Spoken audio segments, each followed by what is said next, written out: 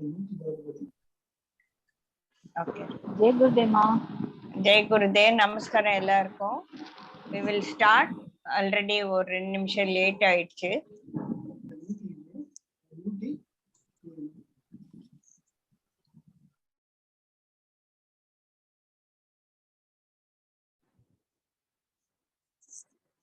இன்னைக்கு நம்ம 15th chapter எடுத்துட்டு இருக்கோம். இது புருஷோத்தம யோகம் அப்படின்னு சொல்லிட்டு மிகவும் சிரேஷ்டமான ஒரு அத்தியாயம்.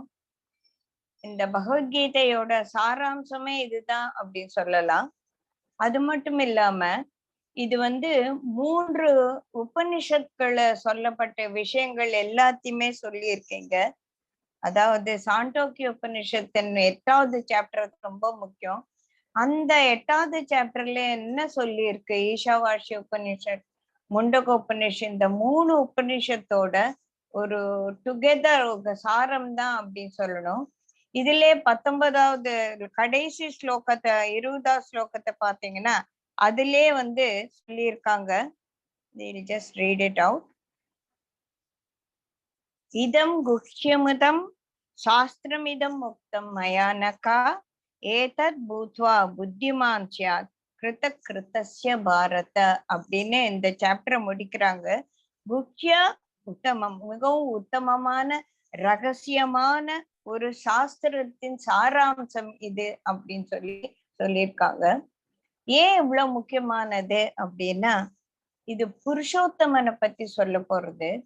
அதுக்கு முன்ன 2 அத்தியாயங்களான 13ல கஷேத்திரஜ்ஞ விபாக யோகத்துல நம்ம நிறைய விஷயங்கள் கத்துண்டோம். குணத்ரய விபாக யோகத்துல இந்த கஷேத்திரஜனை எப்படி இந்த கஷேத்திரத்துல பிக்ஸ் பண்ணிடுறாங்க அப்படின்னு சொல்லிட்டு கடைசியில பார்த்தோம்.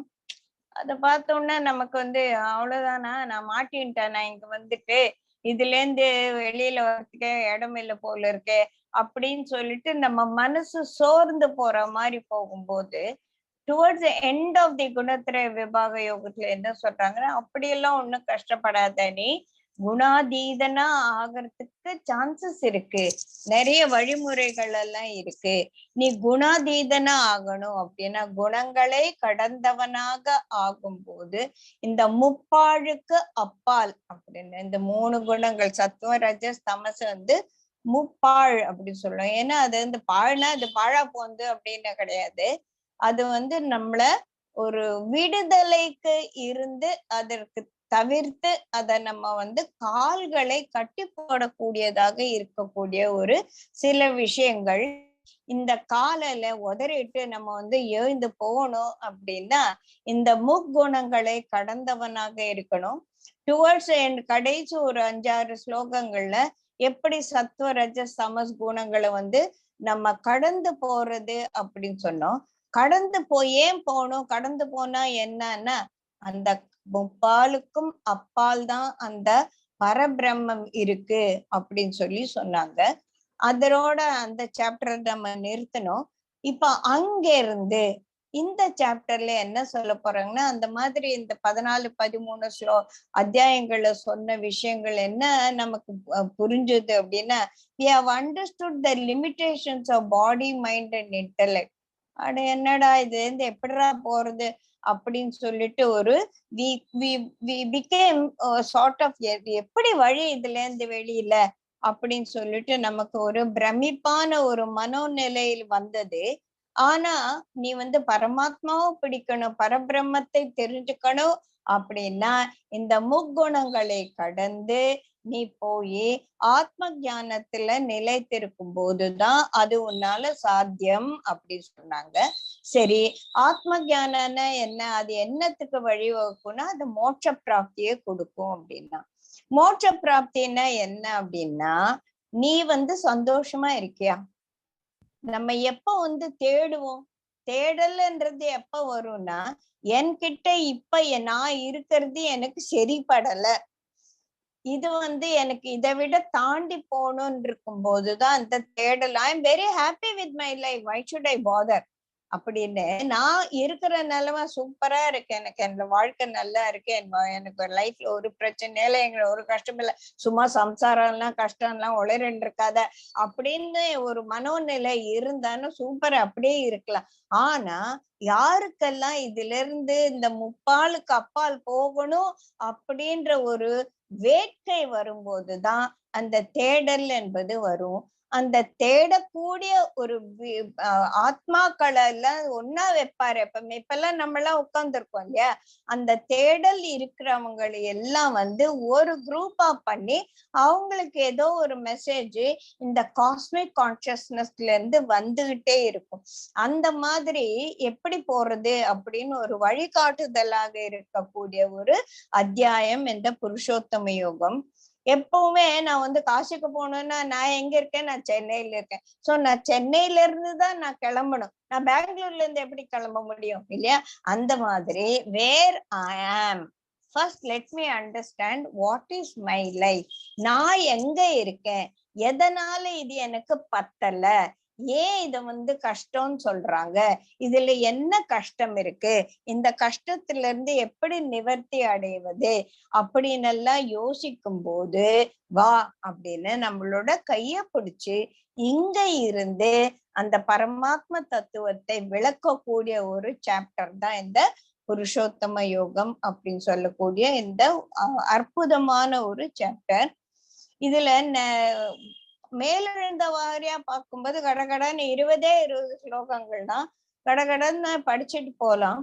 ஆனா இதுல என்ன சொல்லிருக்கு, நோன் டு அன்னோன், நான் எங்க இருக்கேன், இங்க இருந்து நான் எங்க போறேன், அங்க போனா என்ன கிடைக்கும், அது எப்படி போறது, இந்த 4 விஷயங்கள் தானே எல்லா ஒரு ஸ்கிரிப்சர்ஸ்க்கும் ஒரு முக்கியமான ஒரு விஷயங்கள். அந்த 4 விஷயங்கள் சொன்னோம் இல்ல, அது மாதிரி இதுல எடுத்த உடனே பகவான் ஆரம்பிச்சிட, அர்ஜுனனுக்கு ஒரு சான்ஸா கொடுக்கல, நீ கேள்வி எல்லாம் கேட்காத, மொத்தத்தையும் நானே சொல்லிடுறேன் அப்படின்னு சொல்லிட்டு அவரு முதல்ல எடுத்த உடனே ஆரம்பிச்சிட்டார். என்ன எடுத்த உடனே சொல்றாங்க அப்படின்னா, ஒரு சம்சார விருட்சத்தை பத்தி சொல்றாங்க. இந்த ஒரு பெரிய மரம், அதுக்கு அரச மரம் அப்படின்னு சொல்றாங்க. அந்த பெரிய மரத்துக்கும் நம்மளோட சம்சாரத்தை ஒரு விருட்சமாக, ஒரு பெரிய மரமாக அதை உருவகப்படுத்தி அத பத்தி நமக்கு சொல்ல போறாங்க. ஆனா எல்லா மரத்துக்குமே நிலத்துல பூமியில் தான் வேர் இருக்கும், கிளைகள் எல்லாம் மேல் நோக்கி போகும். ஆனா இது ஒரு வினோதமான ஒரு மரம். இது ஊர்துவ மூலம், அதோட வேர் எங்க இருக்கு, மேல இருக்கு. சாக்காக அத்தக, அதோட கிளைகள் எங்க இருக்கு, கீழே இருக்கு. இது என்னடா இது தலைகீழ ஒரு பாடமா இருக்கு. வேர்கள் மேலே இருக்கு, கிளைகள் எல்லாம் கீழ் நோக்கி வர்றது, நிறைய இலைகள் இருக்கு. இந்த இலைகள் எல்லாமே வேதங்களின் சாராம்சம். இந்த 3 விஷயம் சொல்லியிருக்காங்க முதல்ல ஸ்லோகத்துல. மேலே வேர் உள்ளதும் கீழே கிளைகள் உள்ளதும் ஆகிய ஆலமரம், இந்த ஆலமரம் இல்ல அஸ்வமரம், அரச மரம், சம்சாரத்தை, ஆலமரத்தை போன்ற இந்த சம்சாரம் அழிவற்றது. வேதங்கள் இதன் இலைகள், இதை அறிபவனே வேதத்தை அறிந்தவன். இந்த சாப்டரை வேதத்தின் சாராம்சம் சொன்னோம் இல்லையா, அப்ப இந்த வேதத்தின் சாராம்சம், நான் வேதம் எல்லாம் படிக்கிறதுக்கு எனக்கு நேரம் இல்லை அப்படின்னா இந்த சாராம்சத்தை சொட்டு ஜூஸ் மாதிரி எனக்கு கொடுத்துட்டு நான் அதை பாத்துக்கிறேன் அப்படின்னா அதுல ஒரே விஷயம், இந்த சம்சாரம் என்பது ஒரு பெரிய அரச மரத்தை போன்றது. அதுவும் வினோதமான அரச மரம். அது எப்படி இருக்கு, வேர்கள் மேல இருக்கு, கிளைகள் கீழே இருக்கு. இதற்கு இலைகள் தான் ஒரு மரத்துக்கு மிகவும் முக்கியம். அதுதான் கிச்சன் ஆஃப் தி பிளான்ட்ஸ் அப்படின்னு சொல்லுவோம் இல்ல, அங்கதான் அந்த குளோரோஃபில் எல்லாம் வச்சுட்டு அந்த உணவு தயாரிக்கும் ஒரு உணவு சாலைகாய் இருக்கக்கூடியவை இலைகள். அப்போ இந்த சம்சாரம் என்ற அந்த மரத்துக்கு வேதங்கள் தான் இலைகள். ஏன்னா நமக்கு வேதங்கள் தான் எது ரைட்டு எது தப்பு அப்படின்னு சொல்றது. அப்படின்னா எல்லாருமே 4 ரிக்வேதம், யஜுர்வேதம், சாமவேதம் படிக்கணுமா அப்படின்னா, எது நமக்கு நல்வழியை காட்டுகிறதோ, இது ரைட்டு இது தப்பு, இது உனக்கு ஏதுவானது இது உனக்கு ஏதுவானது அல்ல அப்படின்னு சொல்லக்கூடிய எந்த ஒரு ஸ்கிரிப்சருமே வேதம் தான். நம்ம சொல்லுவோம்ல, எங்க அப்பா சொல்றதுதான் எனக்கு வேத வாக்கு அப்படின்னு. அப்போ அப்பா நான் வேதத்துக்கு ஈக்குவலா வச்சிருக்கேன். குரு சொன்னாதான் வேத வாக்கு. அப்ப குரு சொல்றதெல்லாம் எனக்கு வேதம் இல்லையா? இல்ல ஒருத்தர் ஒரு பெரிய கிட்ட போற ஒரு சுவாமியார், அவரை எனக்கு வாழ்க்கை எப்படி இருக்கும் சொல்ல, அவர் சொன்னதுதான் எனக்கு வேதம். சோ வேதம் என்பது that which is ultimate, which I think it is the ultimate. அந்த மாதிரி அல்டிமேட் ஞானம் அப்படின்னு சொல்லக்கூடிய விஷயங்களுக்கு வேதம் அப்படின்னு சொல்லுவோம். ஏன்னா வேதங்கள் தான் அல்டிமேட். சோ அந்த மாதிரி இருக்கக்கூடியது இந்த இலைகள். இந்த மரம் எப்பேற்பட்டது அப்படின்னா, இந்த சம்சாரத்துக்கும் இந்த மரத்துக்கும் ஆதிசங்கரர் ரொம்ப அழகா ஒரு கம்பேரிசன் கொடுத்திருக்காங்க. அதை நான் படிச்சேன். அதை நம்ம இங்க பார்க்கலாம். ஒரு மரத்துக்கு என்ன இந்த மரம், சம்சாரம் என்னும் இந்த மரம் அவ்யயம், அழிவே இல்லாது. அப்படியா? என்னோட சம்சாரம் என்ன? எனக்கு இன்னும் ஒரு 20 வருஷம் போன நானே காணாம போயிடுப்பேன். அப்புறம் என் சம்சாரம் எங்க? சோ என்னுடைய சம்சாரம் என்பது ஒரு காலகட்டத்துக்குள் உட்பட்டது. ஆனா இந்த என்னுடைய சம்சாரம் தனியா உற்பத்தியாகி தனியா அழிய போறது இல்ல. இது என்னோட வாழ்க்கை எங்க இருந்து ஆரம்பிச்சது? எங்க அப்பா அம்மாவோட வாழ்க்கையில இருந்து ஆரம்பிச்சது. எங்க அப்பா அம்மாவோட வாழ்க்கை எங்க இருந்து ஆரம்பிச்சது? அவங்க அப்பா அம்மாவோட இருந்து ஆரம்பிச்சது. இப்படியே போனானா இந்த சம்சாரம் எங்கேயோ ஆரம்பிச்சிடுச்சு. எங்க அப்பா அம்மா, அவங்க அப்பா அம்மா, தாத்தா பாட்டி அப்படின்னு ஆரம்பிச்சு, அப்போ அப்பா அம்மா, நானு, என் வாழ்க்கை அப்படி ஒரு லீனியரா போகுதா? இல்ல. என்னோட கூட பிறந்தவர்கள் நிறைய பேர், அவங்களோட வாழ்க்கையெல்லாம் கிளை கிளையா போயிட்டு இருக்கு. அப்படின்னா எங்க அப்பா அம்மாவோட கூட பிறந்தவங்க அவங்களும் நிறைய, அவங்க கிளைகளை. இப்போ ஒரு பெரிய அரச மரத்தை எடுத்துட்டானா ஒரு கிளையை நம்ம ஃபாலோ பண்ணும்போது அந்த கிளை கிளை கிளை கிளை கிளையா போய் இந்த பக்கம் ஒரு கிளை போகுது, அப்புறமா அந்த பக்கம் ஒரு கிளை போகுது. இப்போ எங்க தாத்தாவோட கசின் பிரதரோட வாழ்க்கையில அந்த பக்கம் போயிட்டு இருக்கு அந்த மரத்துல. அந்த மாதிரி இந்த சம்சாரம் என்பது என்னுடைய சம்சாரம் மட்டும் இல்ல, பூலோகத்தில் இருக்கக்கூடிய சம்சாரிகளுடைய சம்சாரம். மனிதர்கள் மட்டும் இல்ல, ஒரு அனிமல்ஸுக்கும் அதுங்களுக்கும் சம்சாரம் நடந்துட்டு இருக்கு இல்லையா? எல்லாத்தோட சம்சாரம் எப்ப ஆரம்பிச்சது தெரியாது. இந்த சம்சாரம் எல்லாரோடைய சம்சாரமும் எப்ப முடியும் தெரியாது. ஆகையால இந்த அரச மரம் என்பது, அரச மரம் ஆலமரம் எல்லாம் ஒரு ஜாதி மரங்கள். அதெல்லாம் காலகாலத்துக்கு இருக்கும். நம்ம சொல்லலாம் இல்லையா, பெசன்ட் அன்னி பெசன்ட் இதுல ஒரு ஆலமரம் 100 வருஷம் 200 வருஷத்துக்கு மேலே இருந்தது அப்படின்னு சொல்றோம் இல்லையா? அந்த மாதிரி அதோட எங்க வீட்டுக்கு எதிர ஒரு பெரிய அரச மரம் இருக்கு. அது வேர்கள் எல்லாம் ஏதோ காம்பவுண்ட் சுவர் மேல ஏறி வளர்ந்துட்டு இருக்கு. இந்த மரம் எப்ப தெரியுமா யாருக்குன்னா? இங்க இருக்கவங்க, ஏங்க இந்த மரம் யாருங்க நட்டது, எப்ப வச்சதுன்னா தெரியாதுங்க, நாங்க வந்தப்புல இருந்து இருக்கு. இந்த வீடு கட்டி எவ்வளவு வருஷம்? 20 வருஷம் ஆச்சு. யாரு முதல்ல நாங்கதான் முதல்ல வந்தோம். அப்ப இருந்ததா? அப்பவே அது பெரிய மரமா இருந்தது. அப்படின்னா இந்த மரத்தோட ஆதி அந்தம் தெரியாதது. அந்த மாதிரியும் இப்ப சம்சாரம் மரத்தை நம்ம கம்பேர் பண்ண போறோம். சம்சாரம் என்பது ஒரு விருட்சம், பெரிய விருட்சம். ஏன் அது ரொம்ப பெருசா இருக்கிறதுனால மிக பெரியது, மகத், பெரிய ஒரு விருட்சம். அது எப்படி இருக்கும்? இந்த சம்சாரம் அத்யந்த ரஹிதம் அப்படின்னா ஆதி அந்தம் இல்ல, தெரியாதது, இல்லாததுன்னு சொல்றதை விட அது எப்ப ஆரம்பிச்சது எப்ப முடியும்னு தெரியாதது. இது சுழற்சி. இப்போ அப்பா அம்மா வாழ்க்கையில இருந்து என் வாழ்க்கை வந்தது, என் சம்சாரத்துல இருந்து என்னுடைய பெண்களுடைய சம்சாரம் வந்தது, இனி அவங்கள்கிட்ட இருந்து அவங்களோட குழந்தைகளோட சம்சாரம் போகும். சோ ஒரு மரத்திலிருந்து விதை, விதையிலிருந்து மரம், மரத்திலிருந்து விதை அப்படின்ற ஒரு சைக்கிளிக் ஆர்டர்ல போகுது இல்லையா? அதே மாதிரி அப்பா அம்மா குழந்தைங்க, அவங்க அப்பா அம்மா குழந்தைங்க. சோ இந்த சம்சாரமும் அதே மாதிரி ஒரு சுழற்சியில போயிட்டே இருக்கு. இது எப்பேற்பட்டது, என்ன விஷயம் இது அப்படின்னா, it cannot be logically uncategorizable அப்படின்னு ஒரு வார்த்தை யூஸ் பண்ணிருக்காங்க இங்க. அதாவது இது இப்படிப்பட்டது அப்படின்னு சொல்லவே முடியாது. நான் வந்து என் சம்சாரம் எப்படி இருக்குன்னு கிளீனா ஒரு படம் போட்டு வைக்கிறேன், நாளைக்கு வேற மாதிரி ஆயிடுது. நம்ம ஆரம்பிச்சு இந்த 70 ஒரு 40 வருஷம் சம்சாரம் வச்சோம் அப்படின்னா எங்க ஆரம்பிச்சோம், அப்ப ஒரு சம்சாரம் எப்படி இருந்தது, அது மாறிக்கிட்டே இருக்கு. இந்த மாதிரி மரங்கள் வந்து இப்ப நான் எங்க வீட்டுக்கு எதிர இருந்த அரச மரம் நாங்க வரும்போது பெருசா பச்சை பச்சையில இருந்தது. இப்ப இந்த வெயிலுக்கு வந்து எல்லாம் குச்சி குச்சியா இருக்கு. சோ அதோட அப்பியரன்ஸ் வந்து மாறிக்கிட்டே இருக்கு. இன்னும் அடுத்த மாசம் பாத்தீங்கன்னா எல்லா இலையும் போயிட்டு புது இலைகள் தளிர்கள் ரொம்ப அழகா இருக்கும். ஒரு மாதிரி இளந்த சிவப்பு நிறத்துல மரம் பூரா வந்து தளிர்களா இருக்கும். ஒரு 3 நாள் பார்க்கும்போது இதெல்லாம் பச்சையாயிடும். சோ அதோட அப்பியரன்ஸ் மாறிக்கிட்டே இருக்கும். அது மாதிரிதான் நம்மளோட சம்சாரமும் மாறிக்கிட்டே இருக்கு அது அப்படின்னு சொல்லுவோம். அப்புறமா இது மூலாத்வம், அதாவது மூலம் ஆபத்வம். இது எங்க ஆரம்பிச்சது, எப்படி முடியும் அப்படின்னு தெரியாது. சாக்கத்துவம், நிறைய கிளைகளை உடையது. ஒரு சம்சாரமும் நிறைய கிளைகள். எங்க சம்சாரம் ஒண்ணுன்னா இப்ப எங்க கிட்ட இருந்து 2 சம்சாரம் ஆயிடுச்சு. எனக்கு 2 குழந்தைங்கன்னு. எங்க அப்பா அம்மாவுக்கு வந்து 6 குழந்தைங்கன்னா 6 சம்சாரம் ஆயிடுச்சு. எங்க பெரியம்மாவுக்கு 13 குழந்தைங்கன்னா 13 சோ அந்த மாதிரி கிளைகளா போகக்கூடியது.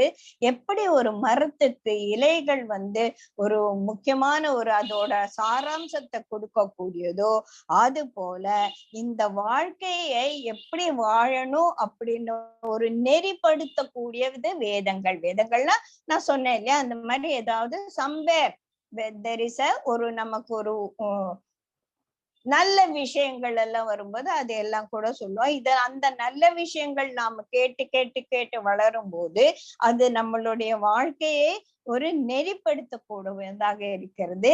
அதுக்கப்புறமா இது பலாபலன்கள் உடையது, அதாவது காஸ் அண்ட் எஃபெக்ட் ரிலேஷன்ஷிப். அது வந்து நம்ம தவிர்க்கவே முடியாதது.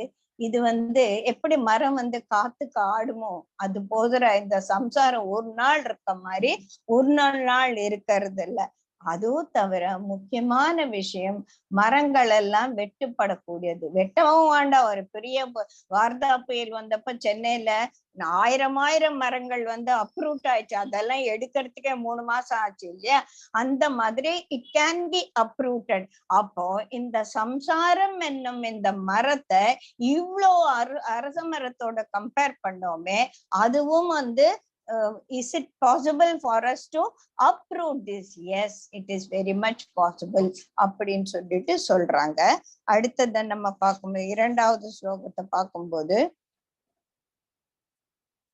இப்ப இந்த எதுக்காக இந்த வேர்கள் மேல இருக்கு அப்படின்னு சொன்னா, இந்த சம்சாரத்துக்கு வேண்டிய ஒரு எனர்ஜி, இந்த வழிமுறைகள் எங்கேந்து வருது, பரமாத்மா கிட்ட இருந்து வருது.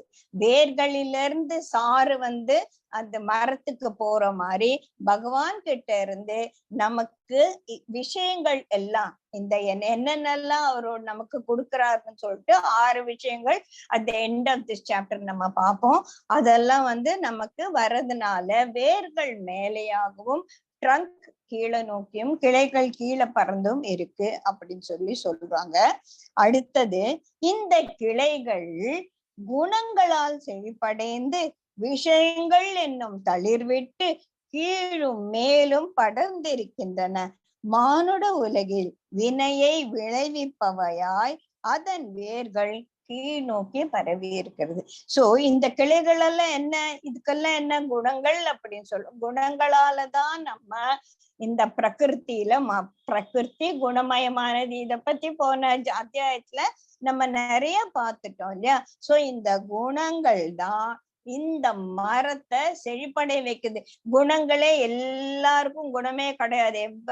எல்லாருமே நிர்குண பிரம்மமா ஆயிட்டானா வாழ்க்கைன்னு ஒரு சம்சாரம் என்பதே இல்லாம இருக்கும் இல்லையா. எல்லாம் ஒரு சூன்யமா இருக்கு இல்ல, எல்லாரும் ஒரே மாதிரி வாழ்ந்துட்டு இருக்கோம், எல்லாரும் ஒரே சாப்பாடு. அது வந்து ஒரு மாதிரி எப்படி இருக்குன்னு இமேஜின் பண்ணவே முடியல இல்லையா. சோ இந்த குணங்களாலதான் இந்த மரம் வந்து செழிப்படைஞ்சு தளர்ந்து வளர்ந்துகிட்டு இருக்கு. இந்த சம்சாரம் வந்து it is going on and on and on because of all this. ஒரு அப்பா அம்மாவுக்கு குணங்களே இல்ல, அவங்க வந்து பரபிரம்மமா இருக்காங்கன்னா அவங்களுக்கு எங்க இருந்து குழந்தை பிறக்க போறது? அப்ப குழந்தைய பிறக்காட்டா அவங்க சம்சாரம் அதோட முடிஞ்சிடும் இல்லையா? சோ இந்த மாதிரி எல்லாருமே எங்க அம்மா அப்பாவுக்கு 6 பேர்னா நாங்க 6 பேரும் சன்னியாசம் போயிருந்தானா எத்தனை எண்ணிக்கையே இருக்காது. ஒரு 43 பேரு, அந்த 43 பேரோட சேர்ந்த இன்னொரு 43 பேரா, எப்பா கணக்கே தலைகீழா போயிட்டு இருக்கு இல்லையா? அந்த மாதிரி எவ்வளவோ பேர் இல்லாம போயிருப்பாங்க, நல்லா இருந்திருக்கும்னு நினைக்கிறேன் இல்லையா? அந்த மாதிரி. சோ சம்சாரமாகிய இந்த பிரபஞ்சத்துக்கு அரச மரம் மேலும் தகுந்த உபமானமாக அமைகிறது. அந்த கிளைகள் அதெல்லாம் நம்ம முதல்ல ஜிஸ்டா பார்த்துட்டோம். சரி, கர்மங்கள் தான் தளிர்விட குணங்களே நம்ம கிட்ட கர்மங்கள் வர்றதுக்கு காரணம் நல்ல கர்மம் கெட்ட கர்மம் காஸ் அண்ட் எஃபெக்ட் ரிலேஷன்ஷிப் வர்றதுக்கு காரணமே இந்த குணங்கள் தான் பார்த்தோம். அந்த மாதிரி எப்படி இலைகளால மரத்துக்கு ஒரு சாராம்சம் கிடைக்குதோ அந்த மாதிரி இந்த வாழ்க்கைக்கு இது மிகவும் முக்கியமாக இருக்கு. சரி, அப்போ இந்த சம்சாரத்திலிருந்து நான் விடுபடணும். ஏன் விடுபடணும்? ஏன் என்றால் இந்த சம்சாரம் எனக்கு திருப்தி கொடுக்க கூடியதாக இல்லை. நல்லதே இல்லைன்னு சொல்ல முடியாது.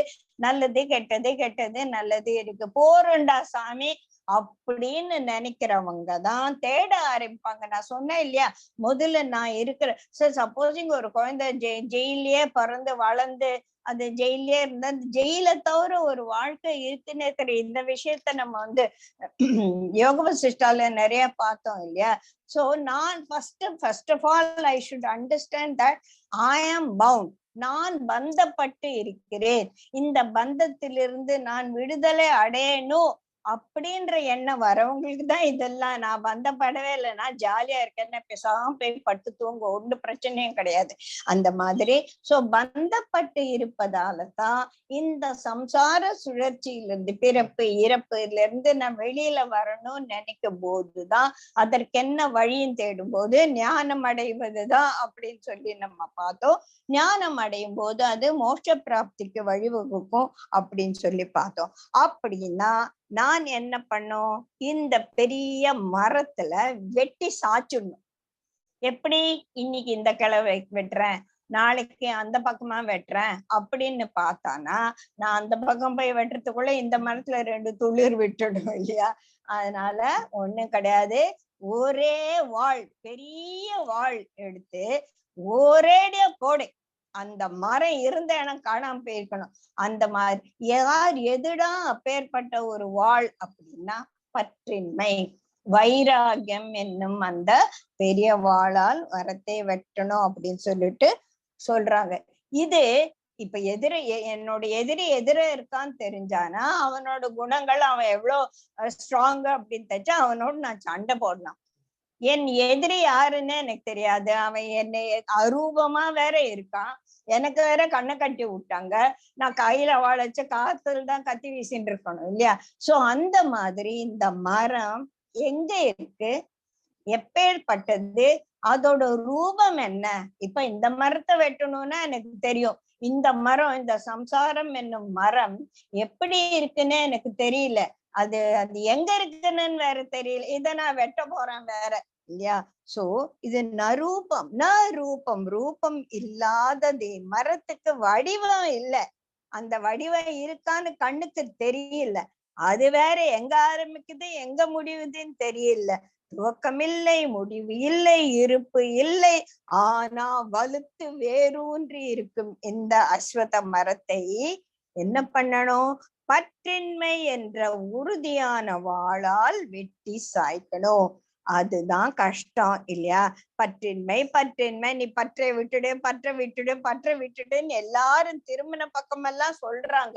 சரி விட்டுட்டேன், நான் இதை விட்ட எதை பிடிச்சுக்கிறது, அதையும் நான் சொல்றேன் வா அப்படின்னு சொல்லிட்டு நம்மள கைய பிடிச்சு கூட்டின்னு போறார். 4வது, இந்த பற்று விட்டுடு, என் பையன் என் பொண்ணு அப்படின்றது விட்டுடு. அப்படின்னா நான் வந்து எல்லாத்தையும் இல்லப்பா, இது முதல்ல பற்றின்மைன்னு என்னன்னு புரிஞ்சுண்டு அப்புறமா இந்த பற்றை எப்படி ஹேண்டில் பண்றதுன்னு நான் சொல்லித்தரேன், அவசரப்படாத அப்படின்னு முதல்ல சொல்றார். சோ இந்த பற்றை விட்டுட்டேன் அப்புறம் என்னன்னு கேட்பேன்ல, அது எப்படின்னா, நீ ஒரு ஒரு நிம்மதியான இடத்துக்கு போவ. அங்க போனா என்ன கிடைக்கும்னா, உனக்கு காஸ் அண்ட் எஃபெக்ட் ரிலேஷன்ல இருந்து நீ தப்பிச்சுக்குவ. பிறப்பு என்பது இல்லாம இருக்கும். பிறப்புக்கு அப்பால் போயிடுவ. எந்த இடத்துக்குல இருந்து இந்த பண்டைய உலகம், இந்த காலகாலமா இருக்க இந்த சம்சாரத்தை யாரோ ஒருத்தர் நடத்திட்டு வராங்களே அவர்கிட்ட போய் சரணடைஞ்சிடுவ அப்படின்னு 4வது ஸ்லோகம். எப்பதம் பெற்று பிறப்பு எடுப்பது இல்லையோ அது அப்பால் தேடத்தக்கது. இந்த முப்பாலுக்கு அப்பால் போய் தேடணும், நம்ம தேடத்தக்கது. எவரிடமிருந்து பண்டை தொழில் பெருகி வந்து உள்ளதோ அந்த ஆதி புருஷனரை சரணடைய வானோம். இப்ப இந்த பற்றை விட்டுட்டு என்ன பண்ணணும்னு தெரிஞ்சிச்சா, அங்க போயிடு அப்படின்னு சொல்றாங்க.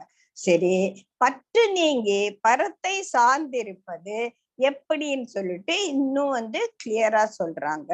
இதுக்கு இந்த ரொம்ப அழகான ஒரு 5வது ஸ்லோகம் ரொம்ப அழகு. குருஜி இந்த அத்தியாயம் அவர் சொல்லும் போது இந்த ஒரு ஸ்லோகத்தை அவர் ஒரு 10-15 தடவை திருப்பி திருப்பி சொல்லியிருப்பாங்க. நிர்மாண மோகா ஜிதசங்க தோஷாக அத்யாத்த நித்யாக வினிவிருத்திய காமாக துவந்த்வைத முக்தாக சுகதுக்க சம்ஹைகி கச்சந்தி மூடாக பதமவ்யயம். யார் போவாங்க அந்த இடத்துக்கு?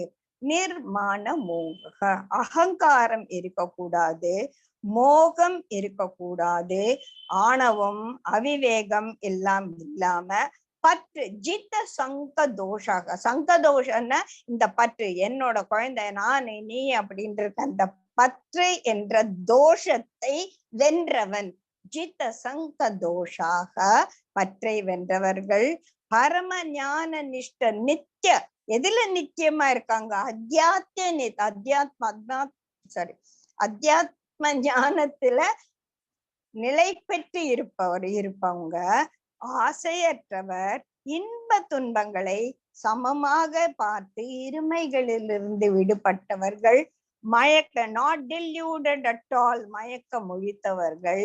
இந்த மாதிரி இருக்கிறவங்க எங்க போவாங்க? அழியாத அந்த ஒரு நிலைக்கு போவாங்க. அப்ப பஸ்ஸை பிடிச்சு போகணுமா, ட்ரெயினை பிடிச்சு, எதை பிடிச்சும் போக வேண்டாம். அது எங்கேயோ இல்ல, அது எங்க இருக்கு? இங்க இருக்கு அப்படின்னு இப்ப நமக்கு ரொம்ப ஈஸியா சொல்லி கொடுக்க போறாங்க. அப்படி அந்த இடத்துக்கு போனா எப்படி இருக்கும் அப்படின்னா, அந்த இடம் மேலும் விளக்கப்படுகிறது. அங்க சூரியனோ சந்திரனோ அக்னியோ ஒரு வெளிச்சத்தை கொடுக்கும். அப்படின்னா அவ்வளோ இருட்டா அப்படின்னா அப்படி கிடையாது. இப்ப சென்னையில சம்மர்ல சூரியன் சுட்டெரிக்கும் இல்லையா, கண்ணு 12 மணிக்கு வெளியில போய் நின்னா கண்ணு கூசும். அப்ப நான் இந்த எதிர இருக்க அந்த மரத்தை பார்க்கணும்னு ஒரு கேண்டில் எடுத்துன்னு போவேனா? அப்போ ஒரு கேண்டில் எடுத்துன்னு போனா அது இந்த வெளிச்சத்துக்கு ஒரு பிரயோஜனமும் இல்லாத, எதையுமே காட்ட போறது. அந்த மாதிரி எங்கு சென்றவர்களுக்கு எதை ஞாயிறும் திங்களும் தீயும் விளக்க மாட்டாவோ அதுதான் என்னது பரமபதம். அப்படின்னா அங்க போயிட்டு நீ அந்த இடத்துக்கு போன அப்புறமா அதை எப்பேற்பட்டது, supposing if you open a new house, அது முதல்ல லைட் போடுவோம் இல்லையா, இந்த ரூம் எல்லாம் எப்படி இருக்குன்னு பாக்குறதுக்கு. அந்த மாதிரி எதுவுமே அவசியம் கிடையாது. ஏன்னா it is self explanatory, it is self illuminant. இது சரி, அந்த மாதிரி ஒரு வீடு இருக்கானா? இப்போ நம்ம அந்த பிசிக்கல் ஆஸ்பெக்ட் ஆஃப் த பரமபதத்துல மனசை வச்சுன்னு குழம்பிட்டு இருக்கிறத விட்டுட்டு லெட்ஸ் அண்டர்ஸ்டாண்ட் நம்ம கிட்ட இருக்கா அது. எப்படி நானே இந்த இடத்துல உட்காந்து இந்த சம்சாரத்தை விட்டுட்டு பற்று விட்டுட்டு எல்லாத்தையும் விட்டு நான் உட்கார்ந்துருக்கேன், அப்போ எனக்கு தெரியுமான தெரியும். எப்படின்னா நான் இப்ப சப்போசிங் இந்த ரூம்ல எல்லாம் லைட் எல்லாம் கரண்ட் எல்லாம் போயிட்டு கும்மிருட்டா இருக்கு. Do I need anybody else to tell me that I am in this room? தேவையில்லை. சார் நான் இந்த ரூம்ல இருக்கேனா அப்படின்னு கேட்டானா அது வந்து ரொம்ப முட்டாள்தனமான ஒரு கேள்வியா இருக்கும். இருட்டோ இருட்டு இல்லையோ நான் இருக்கிறேன் என்பதை உணர்த்துவதற்கு நான் மட்டுமே போதும், வேற எதுவுமே தேவையில்லை இல்லையா? நான் என்பதை உணர நான் மட்டும்தான் வேணும். இப்ப இந்த ரூம்ல லைட் இருக்கு, அந்த ரூம்லயும் லைட் இருக்கு. இந்த ரூம்ல நாங்க 2 பேர் இருக்கோம், அந்த ரூம்ல லைட் மட்டும் இருக்கு. அந்த ரூம்ல லைட் இருக்கிறது it's not getting reflected by anybody else, whereas the light in this room is getting reflected by these bodies, this physical self. So லைட்டை வந்து ரிஃப்ளெக்ட் பண்றதுக்கு ஒரு மெட்டீரியல் வேணும், அந்த மெட்டீரியலை பார்ப்பதற்கும் லைட் வேணும். சோ நான் என்ற உணர்வு இருக்கணும். அந்த நான இப்ப வந்து நம்ம கோமால இருக்கிறவங்களுக்கு நான் இல்ல, செத்து போனவங்களுக்கு வந்து நான் என்ற இருப்பே இல்லை இல்லையா? சோ நான் என்ற இருப்பும் இருக்கணும், அதை உணரக்கூடிய அந்த உணர்வும் இருக்கணும். சோ அந்த உணர்வு தான் நான் என்பதை எனக்கு விளக்கும். சரி, அந்த நான் என்ற எதையோ விளக்குதே, அந்த விளக்கப்பட்ட அந்த இடம்தான் பரமபதம். அதுதான் அங்க என்ன இருக்கு? அங்க எதுவுமே இல்லை. அங்க இருப்பதே என்னோட ஆத்ம சைத்தன்யம். அந்த ஆத்ம சைத்தன்யம் என்பதற்கும் அந்த பிரம்மத்துக்கும் எந்த விதமான வித்தியாசமும் இல்லை. இததான் வந்து நம்ம அந்த சித்தாகாசம் கடாகாசம் சொல்லுவோம் இல்லையா? இந்த பாத்திரத்துக்குள்ள இருக்கிற ஸ்பேஸும் பாத்திரத்துக்கு வெளியில இருக்கிற ஸ்பேஸும் ஒண்ணுதான். ஆனா இந்த பாத்திரத்துக்குள்ள நான் பெருங்காயத்தை போட்டு ஒரு ரசம் வச்சிருந்தேன்னா அந்த பாத்திரம் பெருங்காய வாசனை கிடைக்கும். அதுதான் நம்மளோட வாசனா அப்படின்னு சொல்லி சொல்றது. இப்ப பார்க்கலாம். எங்கு சென்றவர்கள் திரும்பி வருவது இல்லையோ, எதை ஞாயிறும் திங்களும் தீயும் விளக்க மாட்டாவோ அது எனது பரமபதம் அப்படின்னு சொன்னாங்க. இந்த எங்க சென்றவர்கள் திரும்பி வரமாட்டார்கள் என்ற விஷயத்த நம்ம இன்னும் கொஞ்ச நேரம் கழிச்சு இன்னும் கொஞ்சம் டீப்பா பார்க்கலாம். அப்பனா இந்த ஜீவாத்மா ஆனது பரமாத்மாவுக்கு புறம்பானதா? அப்ப அதுக்கும் பிரம்ம ஞானத்துக்கும் என்ன ஒரு கனெக்ஷன் அப்படின்னா பகவான் என்ன சொல்ற, நீயும் நானும் வேற இல்லடா, நானும் நீயும் ஒண்ணுதான். ஆனா நீ என்ன பண்ற, உன்னை வந்து நான் இந்த பிரகிருத்தில மாட்டின்னு இருக்கேன். பிரகிருதி எப்பேற்பட்டது? குணமயமானது. இந்த குணங்கள் என்ன பண்ணுது உன்னை? இந்த மனம் என்ற மனதோட சேர்ந்து இந்த பஞ்சேந்திரியங்கள் 6 விஷயங்களா இருக்கு இல்லையா? அது வந்து இந்த பூலோகம் வந்து வெரிடா இருக்கு, அழகா இருக்கு, சந்தோஷமா இருக்கு, அசுத்தமா இருக்கு, வாசனையா இருக்கு, நாத்தமா இருக்கு, எல்லாமும் இருக்கு. சோ இதுல வந்து இந்த இந்திரியங்கள் மனசோட சேர்த்து அதுல இழுக்கப்படும் போது என்ன மாதிரியே இருக்கு உனக்குள்ள ஒரு ஜீவாத்மா. அது என்ன பண்ணுதுன்னா இந்த ஜீவபோதத்தை புடிச்சுக்கிறது. அந்த ஜீவபோதம் என்பது இந்த ஜீவாத்மா இந்த இந்திரியங்கள் ஆன இந்த உடம்பை வச்சுக்கிட்டு இந்த பிரகிருத்தியை வச்சுக்கிட்டு இந்த பிரகிருத்தியில் உள்ள விஷயங்கள் எல்லாத்தையும் அப்சர்வ் பண்ணிக்கிறதுனால நீ என்னை விட்டு தனியா போயிட்டு தான் நீ நினைச்சுட்டு இருக்க. ஆனா அந்த மாதிரி கிடையாது, நான் உன் கூடவே தான் இருக்கேன். நீ வந்து கண்ணை திறந்து பார்த்தானா உனக்கு இது புரியும் அப்படின்னு சொல்லி சொல்றாங்க. எக்காலத்திலும் எனது அம்சமே ஜீவனாக தோன்றி ஜீவலோகத்தில் பிரகிருத்தியிலே நிற்கின்ற மனது உட்பட்ட 6 இந்திரியங்களை போகத்தில் இழுக்கிறது. அதுதான் உன்னை வந்து இழுக்குது. அததான் உன்னை என்னிலிருந்து வேறுபட்டு பார்க்க வைக்குது.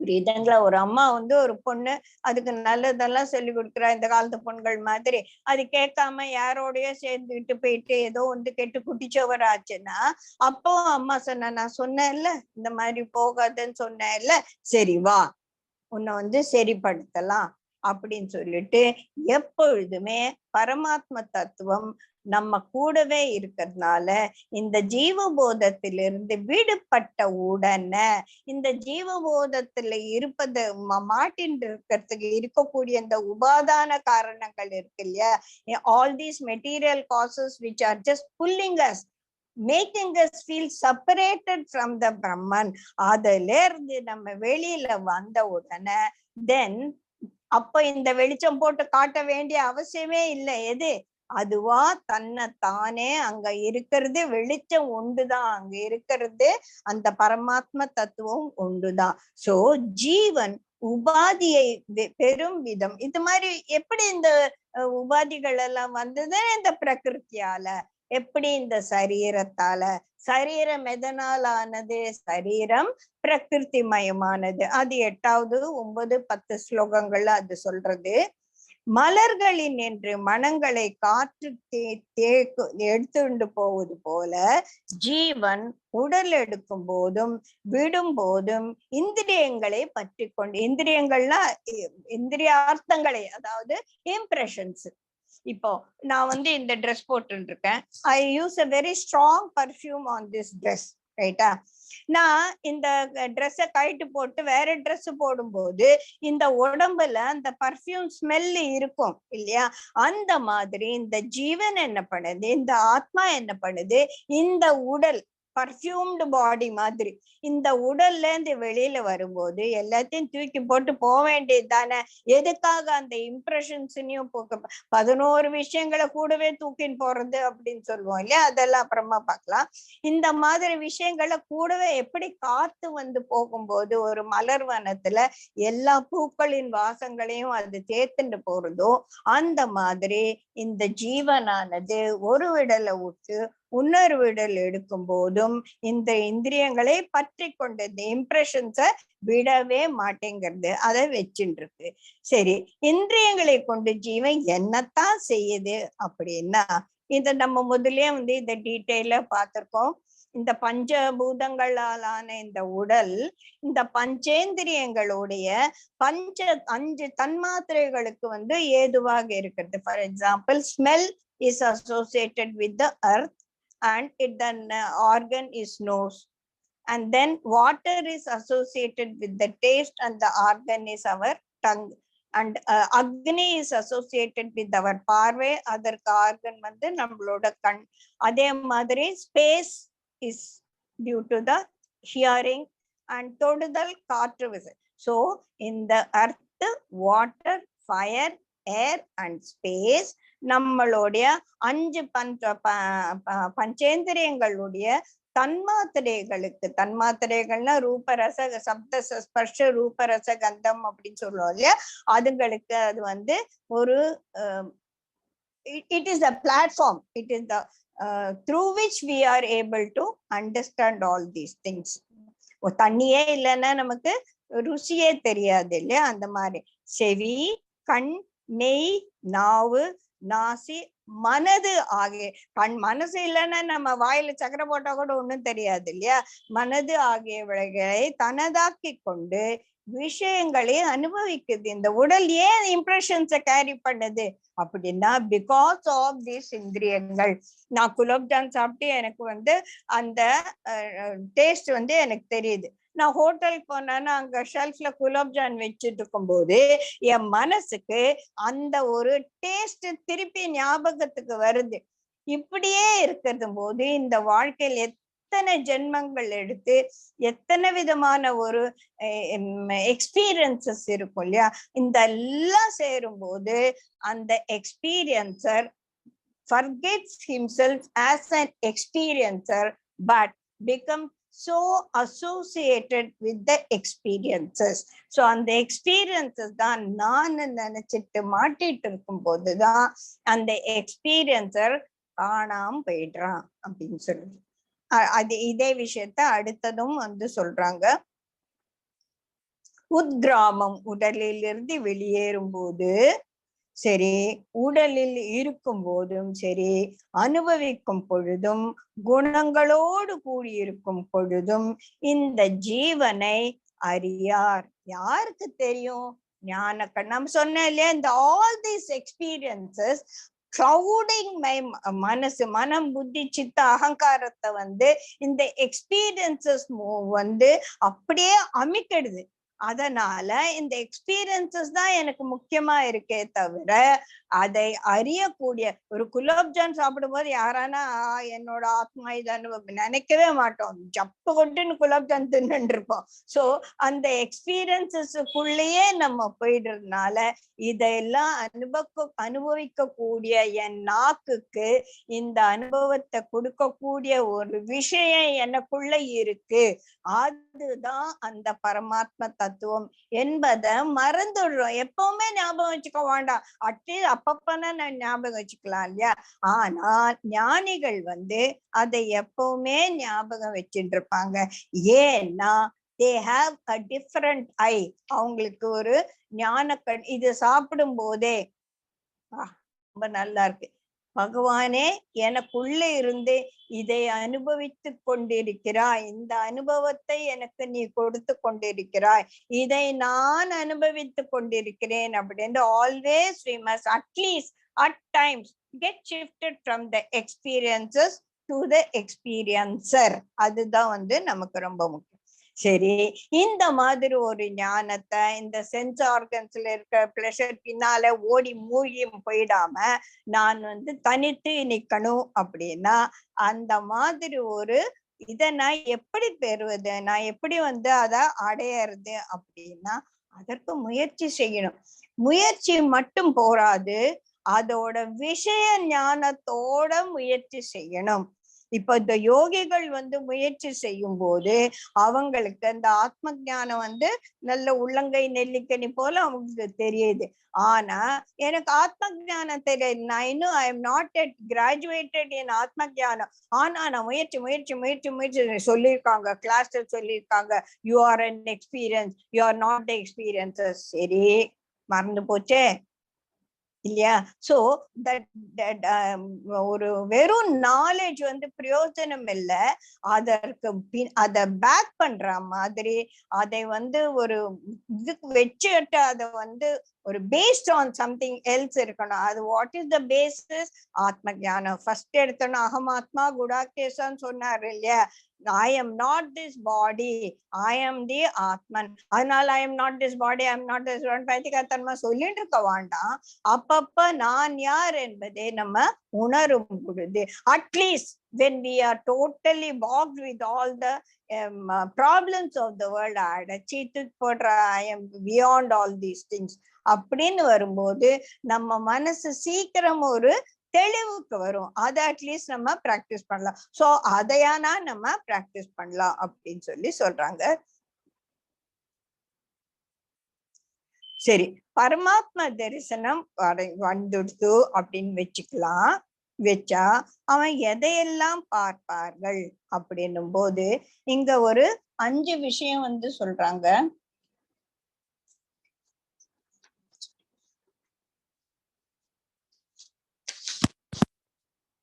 ஃபர்ஸ்ட் திங், பரமாத்மா நமக்கு என்னத்தை கொடுக்கிறார் அப்படின்னா, முதலாவதாக அவர் நமக்கு கொடுக்கக்கூடியது வந்து பிரகாசம். அவர் இந்த வச்சுக்கோ பிரகாசம் அப்படின்னு கொடுக்க போறது இல்ல.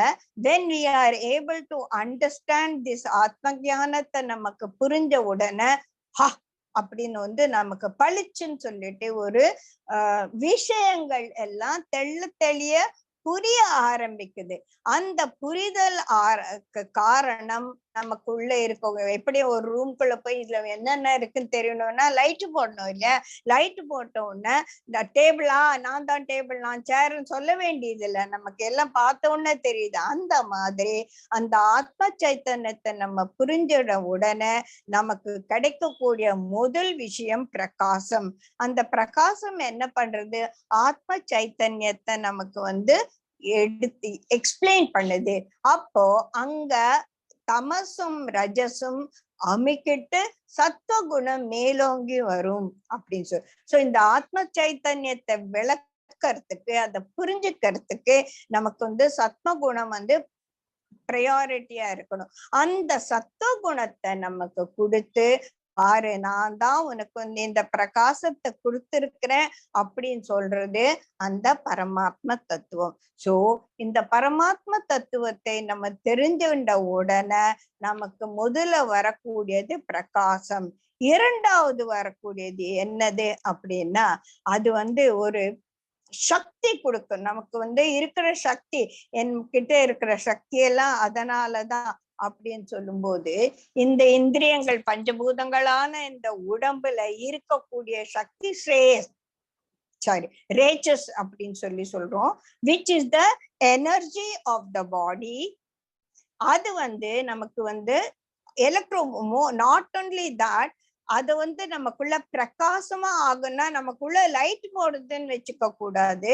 there is an electromagnetic energy that spreads all over the கிரியா பண்ணும்போது நமக்கு தோணும் இல்லையா, சம்டைம்ஸ் உடம்பெல்லாம் என்ன ஜிவ் ஜிவ் ஜிவ் ஜிவ்னு போற மாதிரி, அங்க லைட்டும் போடல, அங்க எனர்ஜியும் வரல. That is the electromagnetic vibration that is spreading all over body, which is called ஓஜஸ். அந்த ஓஜஸாக எனக்குள்ள இருப்பது அந்த பரமாத்மா ஈஸ்வர சக்தி தான் அங்க ஓஜஸ் என்ற அந்த பெயரை பெறுகிறது.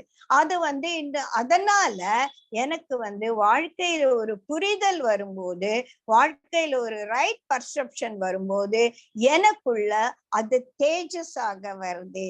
அந்த தேஜஸ் இருந்து நான் இந்த ரைட் பர்செப்ஷனோட வாழ்க்கையை ஒரு புரிதலோட நடத்தும் போது அது எனக்கு ஸ்ரேயஸாக மாறுது. புரியுதுங்களா? These are all the levels, steps, படித்தரங்கள். நான் மேல மேல மேல போறதுக்கு ஃபர்ஸ்ட் முதல்ல நம்ம என்ன தெரியணும், ஐ எம் திஸ் ஆத்மா. நான் இயங்குவதே இந்த பஞ்சபூதங்களில் இருந்து எனக்கு கிடைக்கக்கூடிய இந்த ஒரு சக்தியால. இந்த சக்தியாக எனக்குள்ள பிரவேசித்து எனக்கு சக்தியை கொடுப்பது அந்த பரமாத்ம தத்துவம் தான் அப்படின்றது 13வதுல வருது. என் வலிவால் நான் பூமியுள் பிரவேசித்து உயிர்களை தாங்குகின்றேன். இனிமே வடிவாகிய சந்திரனாகவும்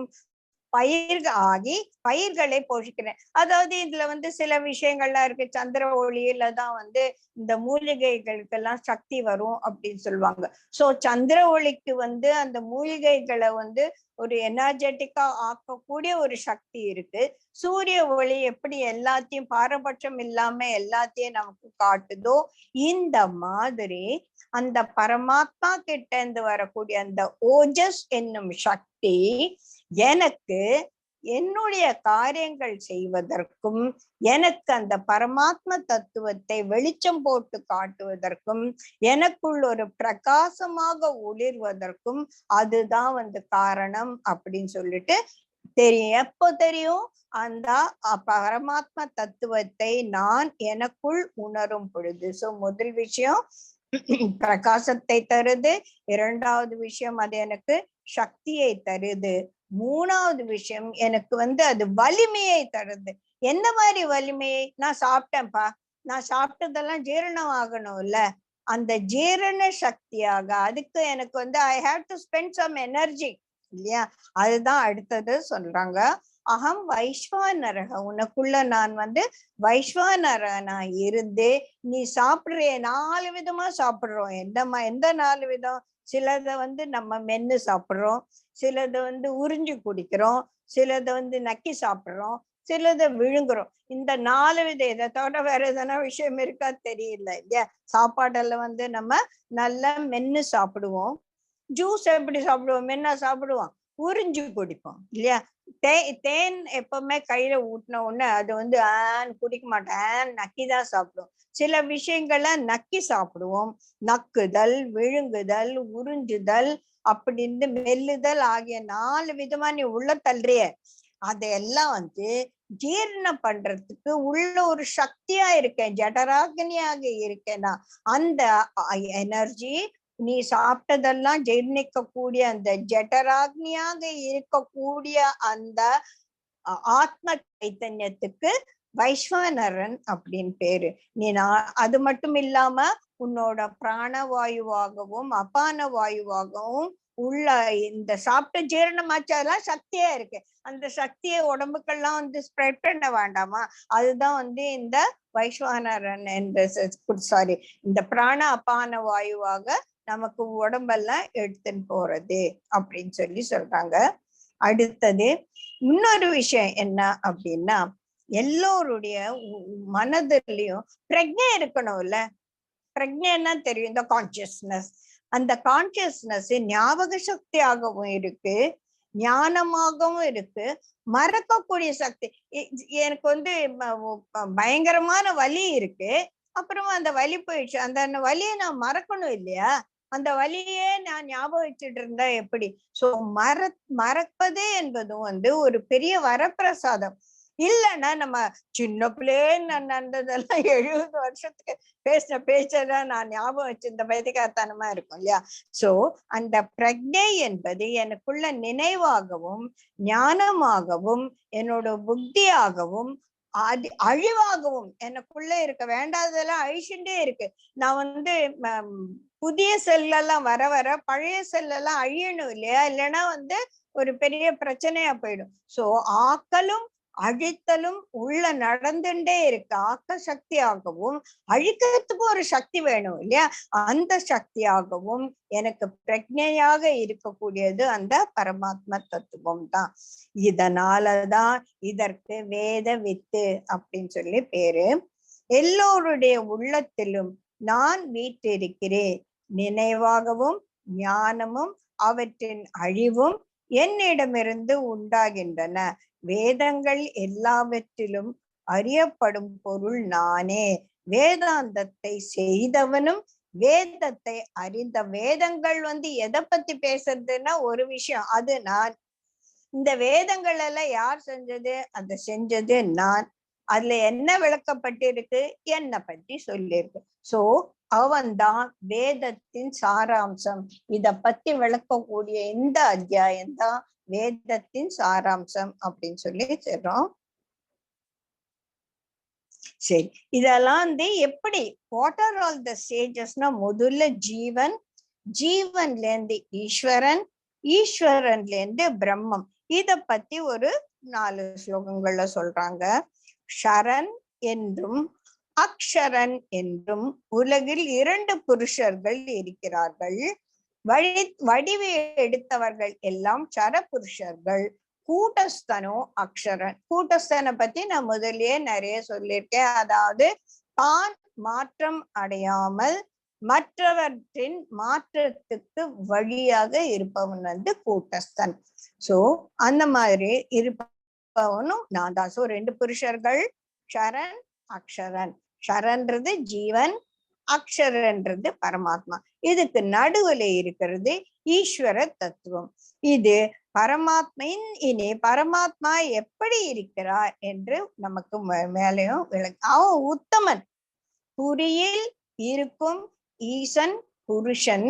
புரியில் இருக்கும் ஈசனை உள்ளடக்கி இருக்கும் இந்த புரியில் இருப்பவர்களிலேயே உத்தமமானவன் புருஷ உத்தமன். அந்த புருஷோத்தமனை பத்தி தான் நம்ம இவ்வளவு நேரம் நம்ம பேசிட்டு இருக்கோம். இனி இந்த மாதிரி க்ஷரம் அக்ஷரம் இதுக்கு எல்லாத்துக்கும் இந்த க்ஷரன் அக்ஷரன்றது ஜீவாத்மா ஈஸ்வர தத்துவம். இதற்கு அப்பாற்பட்டவர்கள் அந்நியமானவர் புருஷோத்தமன். புரியுதா? இவ் ஈஸ்வரன் நிர்விகார பரமாத்மா என்று அழைக்க. நிர்விகார, he will not undergo any changes. மாற்றத்திற்கு உள்ளாகாதது அந்த பரம புருஷன். இவர் மூவுலகினுள் புகுந்து எல்லாவற்றையும் தாங்கி கொண்டிருப்பவர். இவங்களை நீங்க சகுண பிரம்மமாவும் சொல்லலாம். ஈஸ்வரன் என்று வரும்போது அது சகுண பிரம்மம் அப்படின்னு சொல்லலாம்.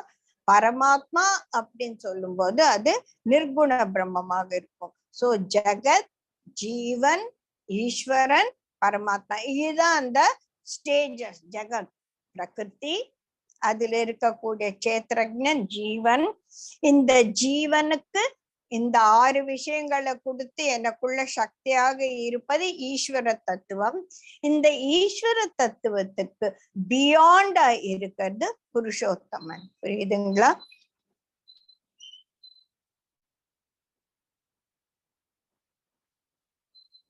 அடுத்தது 18வது, க்ஷரத்தை கடந்து அக்ஷரத்துக்கும் நான் மேலான. சொன்னோம் இல்லையா, க்ஷரம் ஜீவன், அக்ஷரம் ஈஸ்வர தத்துவம், அதற்கு மேலானது அந்த பரம தத்துவம். மேலாவனாக இருப்பதால் உலகிலும் வேதத்திலும் நான் புருஷோத்தமன் என்று புகழப்படுகிறேன். சோ புருஷோத்தமன் என்ன அப்படின்னு சொல்லிட்டு நமக்கு இப்ப புரிஞ்சது. இந்த பரமாத்மனை முழுவதுமாக உணரும். நம்ம நிறைய படிக்கிறோம், நிறைய என்னென்னவோ விஷயங்கள்லாம் சுத்தி இருக்கு. அதெல்லாம் விட்டுட்டு நம்ம உட்கார்ந்து யோசிக்கணும், எனக்கு எவ்வளவு புரிஞ்சது. குருஜி அதான் சொல்றார், பகவத்கீதை படிக்கும் போது நீ எந்த அத்தியாயத்துல இருக்க, கர்மா காண்டத்துல இருக்கியா, கர்மா யோகத்திலேயே இருக்கியா, இல்ல அதை கடந்து ராஜயோகம் உனக்கு புரிஞ்சுச்சா, இல்ல பக்தி யோகத்துக்கு வந்துட்டா, இல்ல ஒண்ணுமே புரியல நான் திருப்பியும் கர்ம யோகத்துக்கு போயிட்டு இன்னும் சாங்கியமே எனக்கு புரியலையா அப்படின்னு every time we have to analyze ourselves. திருப்பி நான் எல்லாருக்கும் ஒண்ணு சொல்லிக்கிறேன், ரொம்ப கேட்டுக்கிறேன். 9th chapter, 12th chapter, 15th chapter திருப்பி திருப்பி திருப்பி படிச்சாலும் 10 தடவை படிச்சுட்டு இப்ப நம்ம 9th சாப்டர் அவ்வளவு ஓஹோன்னு உட்கார்ந்து படிச்சோம். 9th சாப்டர்ல என்னமா சொல்லியிருக்கு இருங்க கொஞ்சம் யோசிச்சு சொல்றேன். நம்மளால அப்படி ஆஃப் ஹேண்டடா இதுதான் சொல்லியிருக்குன்னு சொல்ல முடியாது. பக்தி யோகத்துல பரமா என்ன சொன்னார், நிறைய சொல்லுங்க, நிறைய விதமான பக்தி சொல்றேன். ஏதோ ஒரு பக்தி சொல்லி நான் கொஞ்சம் யோசிச்சு சொல்றேன். அந்த மாதிரி எத்தனை தடவை படிச்சாலும் நழுவி நழுவி நழுவி போகும்போது திருப்பி திருப்பி திருப்பி படிச்சு அதை வரப்படிச்சுக்கிறது அப்படின்னு சொல்லிட்டு நம்ம அத மனசுக்குள்ள வச்சுக்கணும். எப்படி திருப்பி திருப்பி திருப்பி படிக்கும் போது அது நமக்குள்ள வராம போகாது. பார்த்தா யார் மயக்கமற்றவனாய் இங்கனம் என்னை புருஷோத்தமன் என்று அறிகிறானோ, எல்லாம் அறிந்த அவன் முழு மனதோடு என்னை அடைகிறான். இப்போ புருஷன் இங்க இருக்கு, அந்த அக்ஷரன் வேற நடுவுல இருக்கு, க்ஷரமா நான் இருக்கேன்.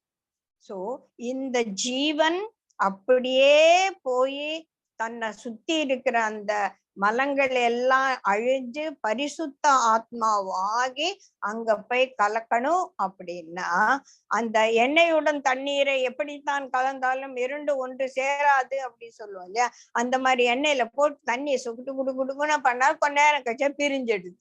அந்த மாதிரிதான் நமக்கு மனசு பிரிஞ்சு பிரிஞ்சு பிரிஞ்சு வந்துடுது. நாங்க கெமிஸ்ட்ரியில ஒரு எக்ஸ்பெரிமெண்ட் பண்ணுவோம். there is a critical solution temperature அப்படின்னு சொல்லுவோம். எந்த இரண்டும் கலக்காத immiscible liquids ஏதோ ஒரு particular temperaturela they become miscible. அதுக்குதான் critical solution temperature. இந்த எண்ணெயும் தண்ணீரும் ஒண்ணு கலக்காம இருக்கு. நம்ம என்ன பண்ண ஒரு டெம்பரேச்சருக்கு ஏத்தும் போது அது எண்ணெயும் தண்ணியும் கலந்துதான் ஆகணும். அது ரெண்டு மிசிபிள் ஆயிடும். இம்மிசிபிள் லிக்விட் மிசிபிள் லிக்விட்ஸ் ஆயிடும். அந்த மாதிரி இந்த ஜீவ தத்துவமும் பரத்தத்துவமும் நமக்குள்ள தனித்தனியா இருக்கிறது. நம்ம போட்டு ஒரு திருப்பி திருப்பி படிச்சதை அடிச்சு துவைக்கும் போது அது ஒன்னா ஆயிதான் ஆகணும் அப்படின்னு சொல்லிட்டு சொல்றார். லாஸ்ட் இது முக்கியமதம் சாஸ்திரம் இத முக்தம் மயானக மய அனகா அப்படின்னா அர்ஜுனனோட இன்னொரு அட்ரஸ். ஏதத் பூத்வா புத்திமான் ஸ்யாத் கிருதக்ருதஸ்ய பாரத. கிருதக்ஞனாக ஆகிற, அதாவது வேர் த சர்ச் ends. தேடிண்டே இருக்கேன்ல, அந்த search will end only when I reach my goal. When will I reach my goal? When I understand the Paramatma Tattvam. Paramatma தத்துவத்தை அண்டர்ஸ்டாண்ட் பண்ணிக்கிறது அப்படின்னா ஜீவாத்மாவும் பரமாத்மாவும் இரண்டரை கலக்கும் நிலையை நான் உணர்வதே ஆகும். இதுதான் இந்த புருஷோத்தம யோகம். ரொம்ப பிரமாதமான ஒரு சாப்டர் இது. ஆக்சுவலா இதை தினம் எல்லாரும் ஒரு தடவை அட்லீஸ்ட் நம்ம சொல்லணும் அப்படின்றது முக்கியமான விஷயம். சரிங்களா? Thanks a lot for listening.